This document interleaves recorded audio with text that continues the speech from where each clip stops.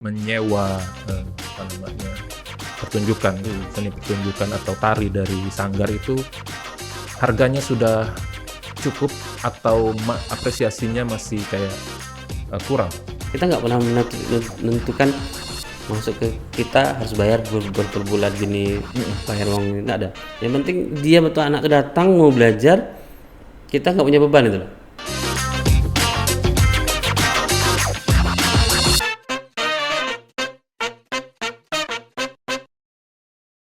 Tengke dan Studio ini kita dirikan secara secara tertulis di notaris itulah 2014. Tapi 3 tahun di belakang itu kita sudah berjalan dengan nama Tengke dan Studio. Nah, kita dirikan ini sebagai pendiri bersama anggota kepengurusan, sekarang diketuai sama Halim namanya. Ya, kita berjalan bertekad untuk supaya ada pembaharuan dalam seni pertunjukan yang ada di Kepulauan Riau ini, khususnya di Tanjung Pinang. Dan kita juga alhamdulillah dari sejak Tengke dan Studio berdiri, kita sudah punya beberapa event sendiri yang kita kelolakan secara independen, melibatkan berbagai pelaku seni yang ada di tingkat nasional sampai internasional. Nah, itu salah satunya Gurindam 12 Purnama yang saat ini sudah berjalan 6 tahun festival itu. Nah, alhamdulillah festival ini banyak diminati oleh pelaku-pelaku seni dari nasional sampai internasional. Akhirnya itu juga lah yang membuat abang membentuk sanggar juga ya? Ya, atas kebimbangan sebenarnya. Kebimbangan kerisauan kita, kita pengen punya community sendiri dan pengen punya panggung sendiri dalam bentuk konteks panggung inovatif atau kontemporer di Kepulauan Riau, karena di pemerintah sendiri belum paham tentang karya inovatif dan karya atau panggung inovatif atau kontemporer itu belum ada. Kan kita sering lihat panggung-panggung pertunjukan ya seni-seni yang tradisi, yang kreasi itu yang sering kita jumpa di Kepulauan Riau. Akhirnya kita punya kebimbangan sendiri. Kenapa kita tidak membuat ruang sendiri gitu loh, untuk kawan-kawan di Tanjung Pinang atau di Kepulauan Riau belajar dan mengenal. Abang sendiri basicnya memang penari ya? Memang dari dulu sejak SD sampai saat ini masih menari. Abang belajar dari orang tua ada? Kalau kecil kita belajar dari kebetulan yang tinggal di Pulau Penyengat. Abang kita belajar dengan pelaku seni Zapin. Kita belajar tentang tari Zapin sampai SMA kita mengenal Zapin. Habis saya murid selesai SMA itu kita kenal dengan kawan-kawan atau guru-guru dari luar, kita belajar juga dari luar gitu. Dengan silaturahmi sambil silaturahmi kita belajar kemana-mana. Bapak seni tari juga, menguasai seni tari? Bapak orang lebih tua? Almarhum lebih ke seni rupa atau di bidang teater sudah dia.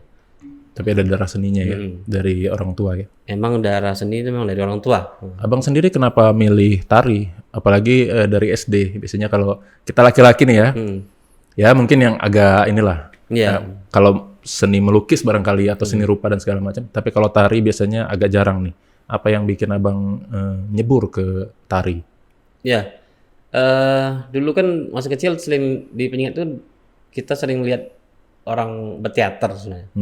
Teater itu kan ada unsur seni musik, tari, dan seni sastra. Nah, ketertarikan mungkin di seni tari ini mungkin awalnya emang aku diajak sama sesepuh Zapin itu, Raja Mahmud. Beliau yang datang ke rumah mengajak, yuk belajar Zapin gitu loh.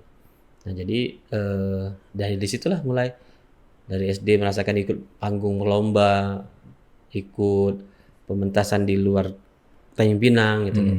Nah, akhirnya merasakan perjalanan dari berkesenian ini bisa melihat negeri orang atau bisa melihat daerah orang tanpa mengeluarkan uang pribadi sendiri. Kita di rombongan segala macam ya. Itu satu apa ya?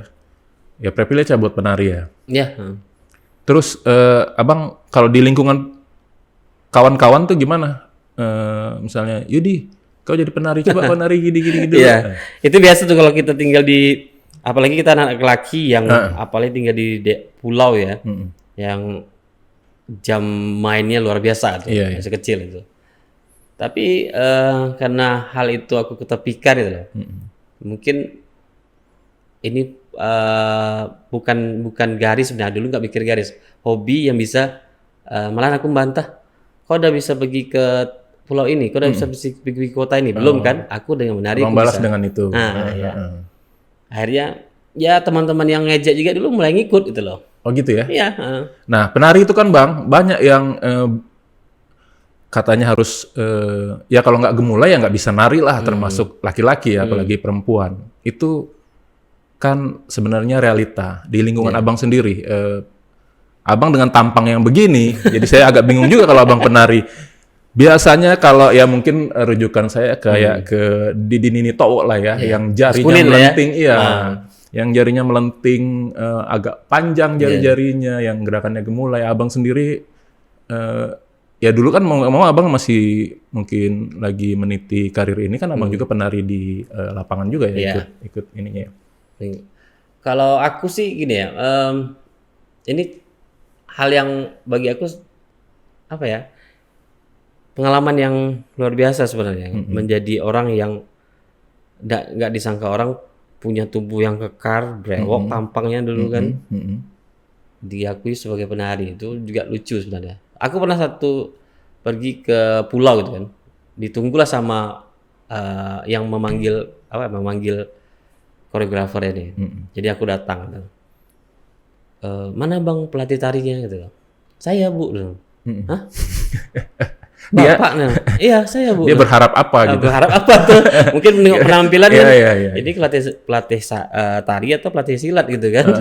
Saya Bu. Akhirnya setelah melihat kita bergerak, kita proses, bilang nggak nyangka ya Pak dibalik fisik dan ini punya ketubuhan yang. Tapi Abang juga kalau perform sama lenturnya seperti yang ya cewek maupun cowok? Ya, ya rata-rata orang melihat aku tuh ketika aku mulai bergerak baru mengakui gitu loh. Emang kayak punya dua kepribadian yang berbeda ya? Ketika memeran mengasih atau misalnya mengajar gerak perempuan ke adik-adik itu, ya aku menjadi perempuan gitu loh. Abang pun harus mencontohkan gimana yang benar, yang baik ya. Cantiknya, lembutnya perempuan itu bergerak itu. Gitu. Nah, kalau ada yang gemulai, ternyata kebawa dalam kehidupan sehari-hari itu di lingkup, biasanya anak-anak sanggar lah ya, anak-anak sanggar suka gitu. Itu di lingkungan Abang cukup banyak atau itu karena pengaruh apa itu? Ya, kalau aku sih udah menganggap itu hal yang biasa gitu loh. Dalam dunia tariku atau dalam dunia seni pertunjukan gitu loh. Mereka mempunyai jati diri seperti itu, mungkin bagi aku sudah bawaan gitu loh. Mereka punya maskulin yang penampilan yang hati lembut apa semua, tampilan gemulai apa agak semua, feminin gitu. Tapi mereka ketika menjadi di atas panggung menjadi laki-laki ya benar-benar jadi laki gitu loh geraknya. Dan jadi perempuan ya, contoh kesenian kita lah ya, kesenian kita ada Mak Yong diperankan di tokoh Inang Pengasuh. Iya itu. Itu kan laki-laki berwujud jadi perempuan gitu loh. Dan Dangkung yang jadi Mak Dangkungnya itu laki-laki yang. Itu laki-laki ya? Iya. Dan itu kan artinya karakternya karakter perempuan ya. Bagi aku karena dia menekuni karakter itu dalam kehidupan seharinya, dia nggak kesulitan. Ya contoh tadi misalnya kita bicara yang Denny Towo gitu kan. Iya. Yang hari-harinya kan seperti itu. Iya. Ya kalau aku sih itu di Tanjung Pinang juga banyak seperti itu kan. Malahan baik lagi ke zaman dulu nih. Kalau sekarang tuh mulai lagi penari laki jadi perempuan itu bencong gitu istilahnya, tanda petik gitu kan. Iya. Kalau aku sih enggak, mana aku mensupport anak-anak tuh dengan ya kalau kalian punya kelebihan, kekurangan tutupi gitu loh. Abang cuma butuh ininya ya, kemampuan dia dalam berseni itu ya. Kadang-kadang kita juga gini, aku juga tidak merekrut orang yang basicnya sudah penari banget gitu loh. Penari banget. Oke. Yang sudah tahu menari gerak ini seperti ini. Malahan yang aku rekrut itu dia punya kekurangan dan punya kemauan. Itu yang paling penting. Kenapa tuh Bang? Karena kalau kemauannya kuat, pasti dia jadi. Kalau yang sudah jadi ini? Kalau yang sudah jadi, maksudnya gini. Pernah belajar tari lah. Kalau aku sih gini, bukan nggak mau kena tanda petik apa. Aku tidak punya tantangan menjadikan orang itu. Oh gitu. Ya, maksudnya gitu. Ada Jadi kepuasan batin. ada kepuasan batin ketika aku sudah berproses sama orang yang jadi sama orang yang belum jadi itu prosesnya beda. Aku punya tantangan lebih ke orang yang belum punya pengalaman dalam menari, dalam hal berkesenian, tapi dari kekurangannya aku menjadikan sebuah kelebihan bagi aku. Modal. Karena Abang dari kecil belajar tari dan lingkungan Abang juga di Penyengat sana adalah seni tari juga ya. Terus Abang setelah dewasa melanjutkan sekolah ke sanggar lain atau gimana? Ya, kalau jenjang ke sekolah sih pernah daftar. Akhirnya kesibukan ikut job terbang sana terbang sini tuh ke sekolah Terbengkalai itu. Banyak job. Istilahnya apa? Lagi remaja itu ya? Lebih mikirin job itu loh kan, enak terbang sana terbang sini gitu. Jadi kuliah pun Terbengkalai. Kalau belajar tentang apa itu tari, apa itu tentang berkomunitas dalam lingkungan gitu. Aku lebih banyak belajar dari guru-guru gitu.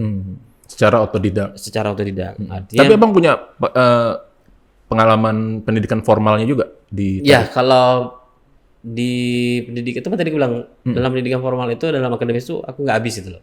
Artinya nggak selesai kuliahnya, bukan nggak habis. Tapi kalau ilmu kita ngobrol sama orang akademis apa semua guru orang sebagai guru itu sebagai dosen apa semua itu lebih sebenarnya daripada kita mendapat di atas kertas itu. Iya ya, lebih ke prakteknya, diskusinya ya mungkin. Tapi kalau kayak musik itu kan ada kayak not baloknya gitu. Iya, kalau di tari ya juga ada seperti pakem, ada pakemnya, ada bentuk, ada rasa, ada dramaturg itu seperti apa gitu. Itu ya. Ada berapa banyak guru tari Abang? Alhamdulillah sekarang yang sudah meninggal yang masih hidup sampai sekarang aku banyak yang seling komunikasi itu adalah 10 orang lah. 10 orang. Itu semua di Indonesia. Kepri atau genrenya Melayu atau apa? Ya, genrenya beda-beda. Ada orang aku tekuni di tradisi, beliau yang tekuni di inovatif, beliau yang lebih ke artistik, lebih ke apa? Kontemporer gitu. Jadi, tapi itu di Kepri semua? Luar, banyak di luar. Luar itu ada Jawanya atau Sumatera aja? Ada. Jadi makin kaya ya ini ya. Artinya ya seperti contoh yang aku bilang si Mas Eko di Jawa, Solo karena dosen juga, Om Iwan Irawan yang di Riau, Om Eri Mevri yang di Sumbar, gitu. Almarhum Trisabto yang di Jakarta, ya merata lah. Ditambah teman-teman ngobrol yang se-Indonesia itu, itulah menjadi guru gitu loh.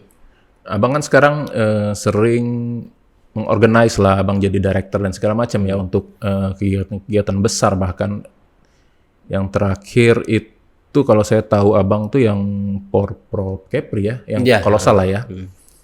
Nah itu mengkoordinir orang-orang itu apa itu satu sanggar atau Abang cabut-cabut dari yang lain?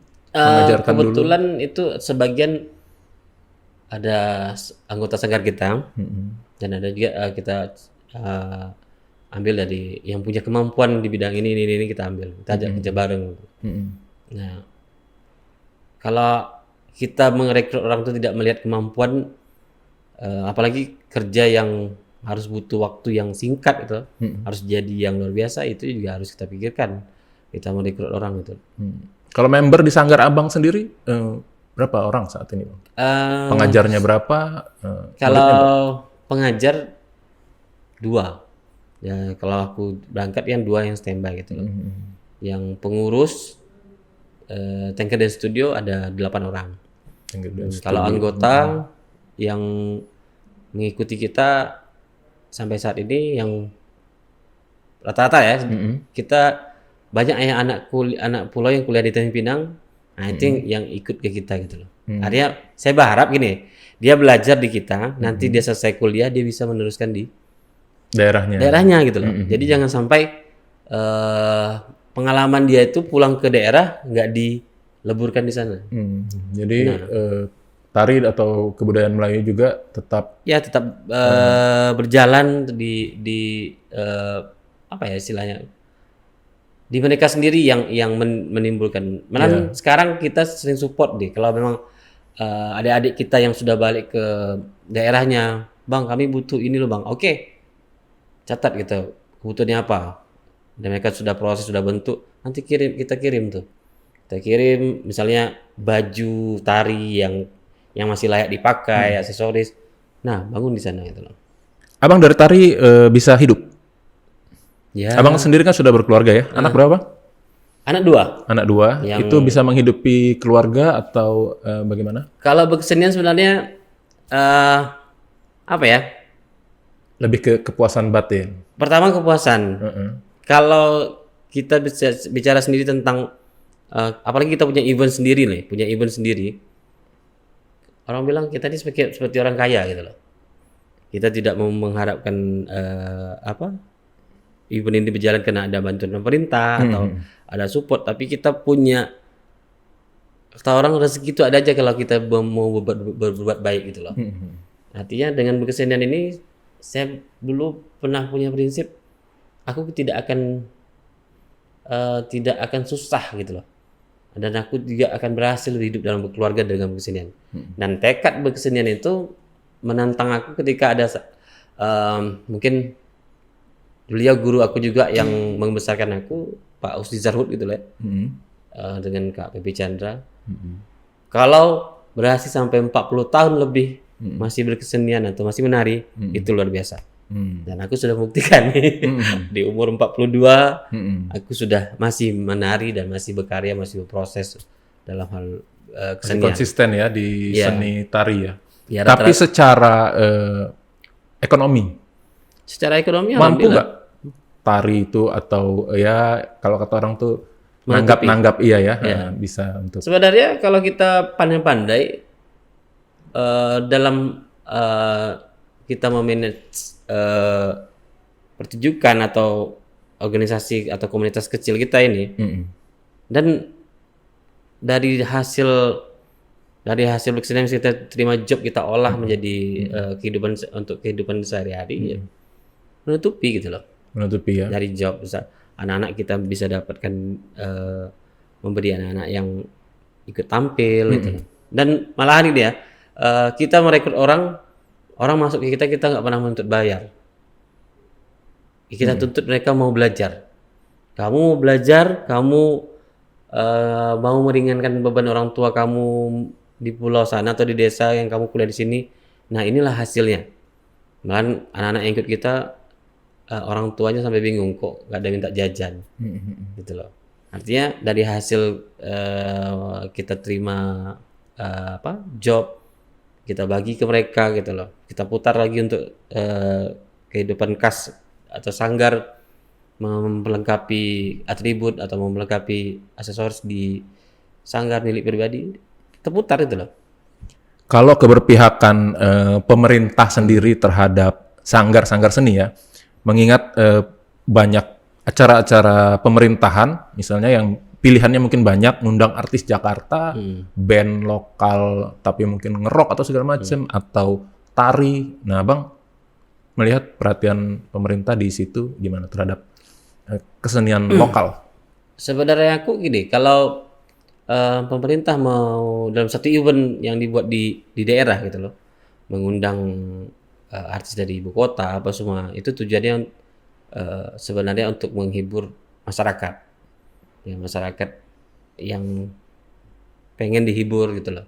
Tapi kadang-kadang jangan sampai menepikan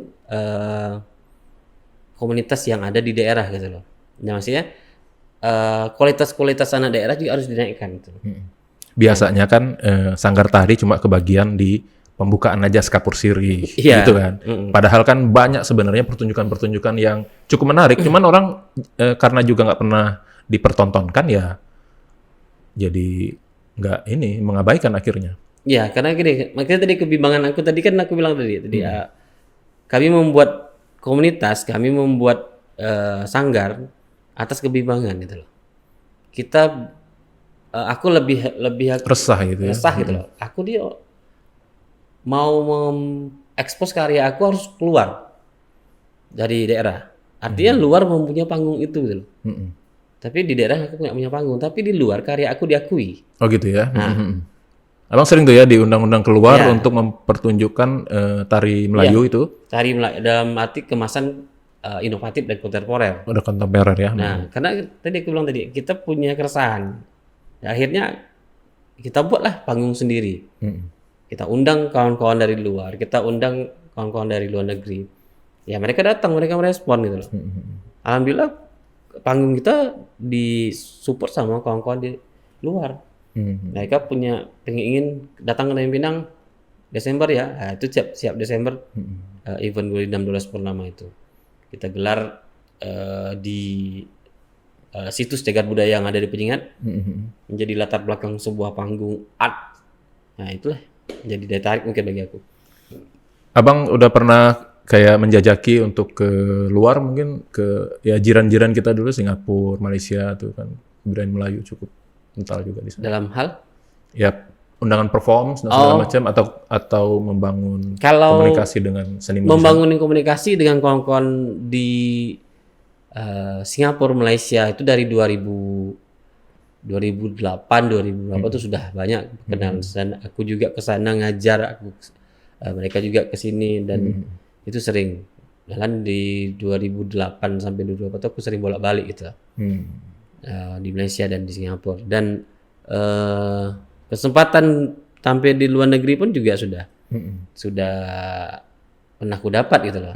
Dan pernah di 2016 itu aku mengikuti seleksi 500 pekarya di Indonesia di itu Indonesia Street Festival di New York. Indonesian Street Festival. Dari 500 yang lolos cuma 2 pekarya dari aku sama anak Solo. Oh gitu. Pekarya ini direkturnya lah, yang meng-create apa yang mau Jadi aku mengajukan konsep semua. Ya karena kita terbatasan waktu itu anggaran, dilimpahkan lagi surat itu ke daerah. Siapa yang merespon cepat, ya itu yang duluan. Tapi kita dalam proses kompetisi senimannya, ya aku melewati 500 orang itu tinggal. Itu yang jadi aku puas aja. Tapi kebanggaan ya. Kebanggaan. Hanya saja ada kendalanya juga. Kendalanya, kita kan nggak bisa maksa juga pemerintah untuk serius untuk menanggapi hal kebudayaan ini. Tapi walaupun visi misi pemerintah selalu menyebutkan kebudayaan itu menjadi hal yang wajib, tapi realnya di nyatanya tidak seindah kata-kata ya. Kita nggak bisa memaksakan. Bang, di Batam, Tanjung Pinang maupun Kepri lah ya, termasuk daerah-daerah lain, itu tarif dalam menyewa pertunjukan, seni pertunjukan atau tari dari sanggar itu harganya sudah cukup atau apresiasinya masih kayak kurang? Sebenarnya gini ya, kami juga sudah pernah ngobrol itu. Kita pengen karya ini dihargai betul lah. Tapi walaupun sudah pernah rembuk itu kayak seniman-seniman? Sudah kita bicarakan budgetnya, mau siapa, misalnya di kalangan pemerintah sekian, mau itu di event masyarakatnya sekian. Tapi karena mungkin apa ya, kalau aku bilang belum komitmen betul memegang kesepakatan, akhirnya yang orang membanting harga diambil juga. Gitu. Yang macam kita yang betul-betul mempertahankan harga diri, ya udah ditinggal. Tinggal orang yang pasti murah. Kalau kita belanja kan pasti ambil yang murah gitu kan. Nah tapi ya udahlah, mungkin kadang penawarannya aja murah tuh bang. Nanti kan dibalik-balik itunya juga tergantung panitia juga ya. Karena kita pernah budgetkan lah. Cukup miris juga ya. Sekian harus kesini gitu. Tapi ya lebih banyak mengejar. Makanya aku bilang tadi, kalau kita bisa menghidupkan dari hasil berkesenian dan hasil berkomunitas itu bisa hidup, ya bisa hidup gitu. Kita komitmen aja. Tapi butuh komitmen ya itu ya. bahwa standarnya itu seperti ini. Iya, gitu. Karena mungkin dari membuat baju dan segala macam ya, pernak-perniknya itu juga butuh biaya dan maintenance juga ya. Butuh biaya gitu loh. Kita misalnya mau cakap ya kalau sering job-job di daerah nih, tari persembahan gitu loh. Kita pakai 5 orang anak. Nah mereka datang makeup, pakai alat makeup kita belanja apa semua, baju juga kita siapkan apa. Nah itu kan kenapa orang senimannya bisa serius tapi kenapa pihaknya tidak Bayarannya bisa nggak serius, serius ya. gitu kan? Bayarannya lawak-lawak. Kalau kita bisa bicara, ya udahlah sesuai bayaran, kita nggak usah makeup, kita pakai baju kurung aja, mau, gitu kan? Iya. Tanpa aksesoris dan Tanpa segala aksesoris, macam gitu ya. kan? Nah itu akhirnya saya berharap orang yang mau menghargai konsumen yang mau menghargai sebuah karya itu pikirkan juga lah gitu ya. Kalau kita sama-sama serius ya pasti jadinya serius. Tapi kalau satu pihak saya serius, kalau kami juga menanggapinya tidak serius macam mana? Ya itu ya timbal baliknya. Kalau saya pernah bilang gitu, mau kalian saya sesuaikan dengan harga, kami dengan baju kurung aja, tidak pakai aksesoris apa. Kami penari ini. Yang penting tariannya. Iya. Masalah kostum nggak kita pikirkan. Iya. Karena kita mengurangi budget. Padahal itu sudah satu paket ya. Sudah satu paket. Kita tetap menjalankan keseriusan kita dalam sebagai orang panggung gitu loh. Kalau tarinya Melayu ya kostumnya Melayu dan lengkap. Bang, dari berbagai alat tari yang dibutuhkan dalam misalnya Abang mendirect sebuah tarian gitu ya, misalnya durasi 10-15 menit, itu diantara itu peralatan apa yang mahal? Tidak termasuk sound dan segala macam, yang tarinya saja yang dipakai penari. Sebenarnya kalau bicara mahal ya, proses kita tuh sudah mahal. Kita produksi itu dari mulai awal sampai karya itu jadi menggunakan biaya produksi itu ya lebih mungkin dari proses latihan kita ada nyiapkan makan minum, mereka bolak-balik beberapa mungkin karya ini untuk sebulan ke depan kita sudah proses ya setiap hari itu kan kita mengasih istilahnya tambul ya bahasa orang Melayu, entah kopi, entah itu cemilan, snack lah ya. Makan yang serius dulu. Produksi berkarya ini sebenarnya mahal, makanya kalau bicara orang seniman ini miskin nggak juga, tapi ketika dia berproses dia harus kaya gitu loh. Pertama materi dan kaya kreatif gitu. Kalau mencari aksesoris kebutuhan tari di Sanggar Abang sendiri itu ada kesulitan nggak? Di sini nempa-nempanya itu di mana Bang? Kayak ada sih. Misalnya butuh cogan misalnya itu kan agak ini juga serius itu. Iya. Gimana? Ya, itu emang harus kita tempah itu lah. Dan tak semua tari itu menggunakan properti istilahnya. Aksesoris ya. Tidak semua tari itu menggunakan properti. Kadang-kadang aksesoris sebenarnya, aksesoris dari kostum itu yang paling utama gitu loh. Yang harus kita tuangkan dalam ide, konsep dan gagasan kita. Nyambung enggak itu istilahnya. Enggak harus dia pakai sunting Melayu ya enggak gitu loh. Harus pakai ini ya enggak. Karena sesuai dengan konsep atau gagasan yang kita ajukan.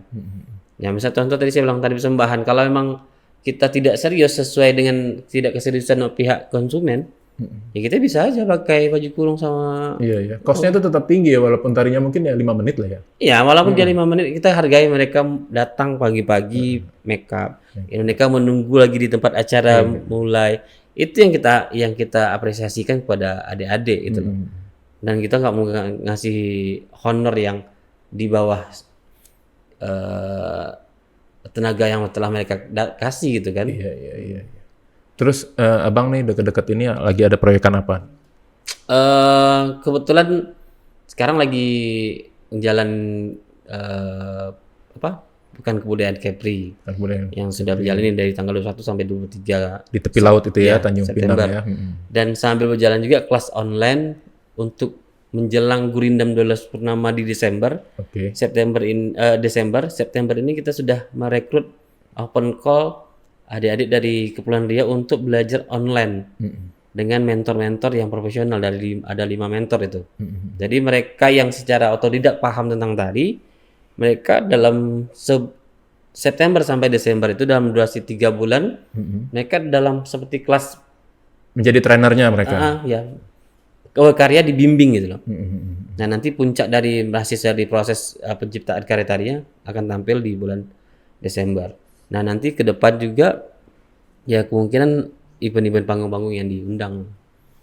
Bang, kalau minat orang tua memasukkan anaknya ke sanggar, kalau zaman dulu mungkin kan karena nggak ada gadget, nggak ada apa segala macam ya, komputer jauh, Facebook, media sosial. Minat orang tua memasukkan anaknya ke sanggar untuk ya sebagai pengganti olahraga misalnya, itu banyak atau enggak? Kalau zaman dulu kan mungkin iya, kalau sekarang Kalau saya gini, kesulitan nggak? malahan mungkin kebimbangan sama tadi bicaranya gadget gitu kan.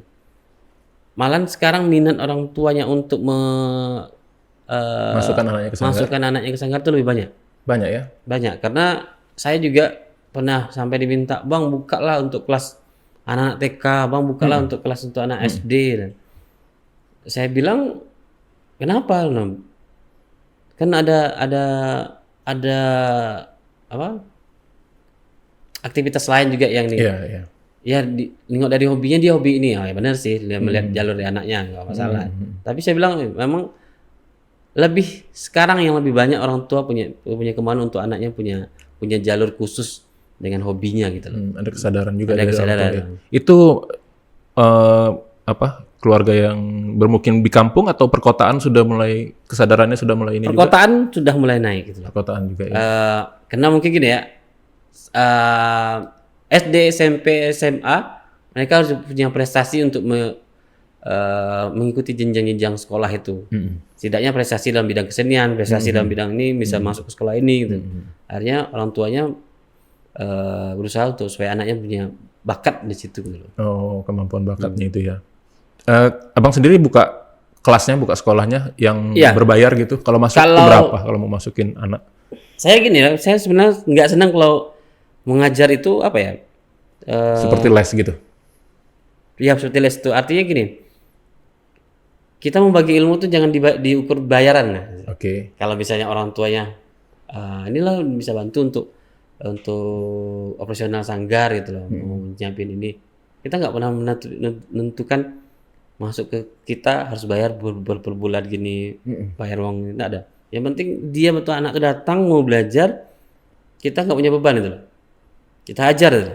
Tapi ketika kita sudah mempungut bayaran tarif, atau apa, tarif kurang semua, minat, kita mau tak mau memang harus ya seperti les itulah. Mau tak mau harus mengajar walaupun anaknya nggak nyambung gitu. Tanker dan Studio alhamdulillah sudah banyak menghasilkan karya-karya yang mengangkat nama besar, mengharumkan nama besar daerah dalam bentuk festival yang ada di nasional, ada di internasional. Nah, di 2002 masa Covid, orang banyak kehilangan arah, malahan kita mencetus kegiatan yang bersifatnya istilah apa ya? Online. Masif online tapi. Kita tidak tetap kegiatan dalam online itu loh. Kita ciptakan ruang lomba dance film.